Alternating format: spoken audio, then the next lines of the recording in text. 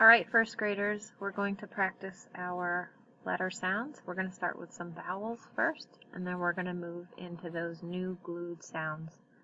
I'm making you a video today because I cannot be at school, but I still want you to practice these sounds as they are very important to being able to becoming great readers, as you all are.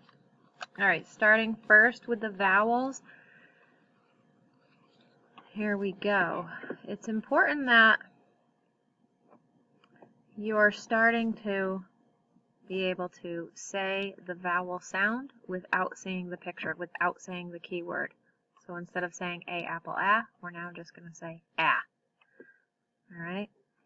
Same with the digraphs. I think we've done them enough. When we get to the glued sounds, I will allow us to use the picture since those are pretty new. Okay, I know I'm not with you to watch you, but please repeat after me. Ah. Eh. Notice my mouth is smaller with the eh. When I say ah, my mouth opens wider. So this is eh. I. Ah. And this is the one you feel in your belly. On to the digraphs. Two consonants that produce one sound. W. Ch. Sh.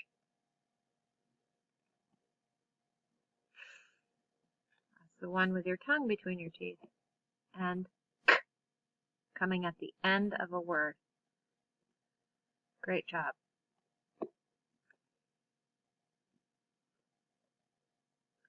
Okay, we will do our new glued sounds. Remember, it's called a glued sound because it has a vowel with some other consonants.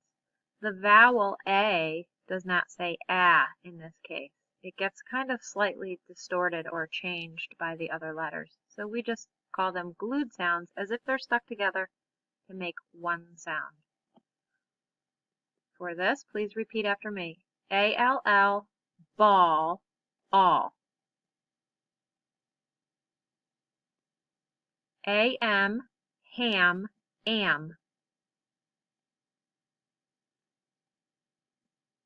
A-N, fan, an.